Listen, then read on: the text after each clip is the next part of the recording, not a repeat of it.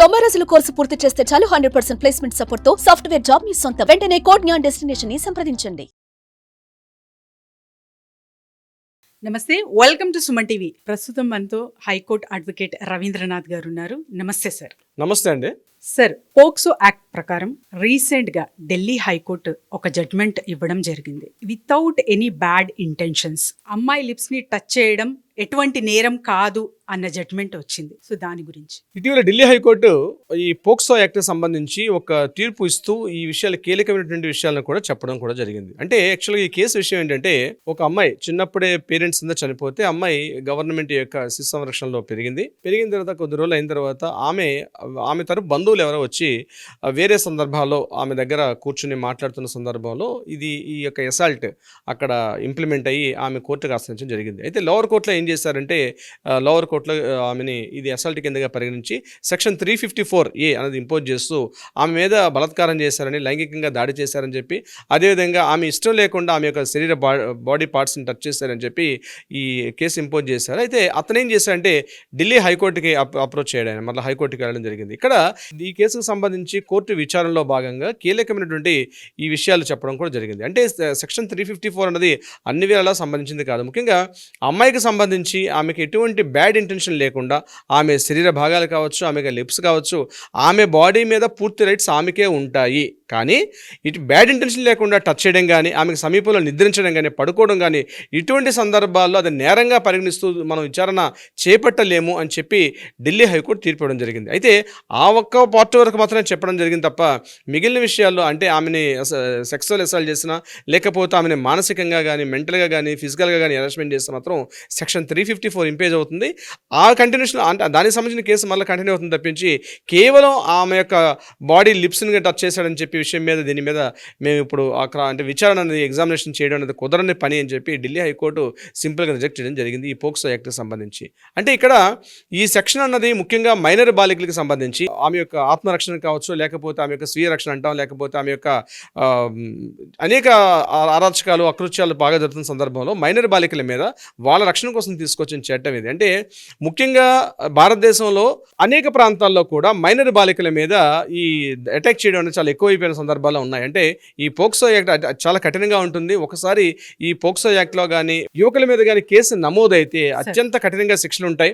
14 ఏళ్ళకి పైబడి కూడా శిక్షణ ఉండే అవకాశం ఉంటుంది. అంటే కెరీర్ కూడా లాస్ అయిపోతుంది. సో పోక్సో యాక్ట్లో కానీ ఒకసారి ఇంపోజ్ అయితే దాని మీద విచారణ కూడా జరుగుతుంది. సో అమ్మాయి యొక్క డీటెయిల్స్ కూడా చాలా గోప్యంగా ఉంచుతారు.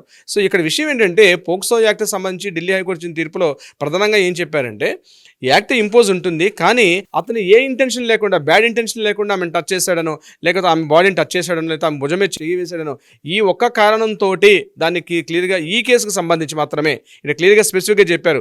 ఈ కేసు అన్నిటికీ వర్తిస్తుందంటే అన్నిటికీ వర్తించదు. ఈ కేసుకు సంబంధించి పర్టికులర్గా ఏదైతే ఇప్పుడు ఢిల్లీ హైకోర్టులో జరుగుతుంటే ఆ కేసుకు సంబంధించి వ్యాఖ్యలు చేశారు. అయితే మరి ఇది ఎందుకు సార్ మనం వాడుకుంటామంటే, ఏ కేసుకైనా సంబంధించి మనం మాట్లాడుకునేటప్పుడు ఈ సైటేషన్ తీసుకొని వాడతాం మనం తప్పనిసరిగా. సో ఈ కేసుకు సంబంధించి ఢిల్లీ హైకోర్టు ఈ రకం తీర్పిచ్చారు కాబట్టి జరుగుతున్న ఈ కేసుల్లో కూడా వర్తింప చేయొచ్చా లేదన్నది అక్కడ ఉన్న అడ్వకేట్స్, అక్కడ ఉన్న జడ్జెస్ కూడా దీన్ని పరిగణలో తీసుకునే అవకాశం ఉంటుంది. ఏదేమైనప్పటికీ కూడా పోక్సో యాక్ట్ అనేది చాలా కీలకమైనటువంటి కేసు, చాలా ప్రమాదకరమైనటువంటి సెక్షన్స్లు ఉంటాయి దాంట్లో కూడా. సో వ్యక్తి యొక్క జీవితాలు పూర్తిగా నాశనం అయిపోతాయి దీనికి సంబంధించి.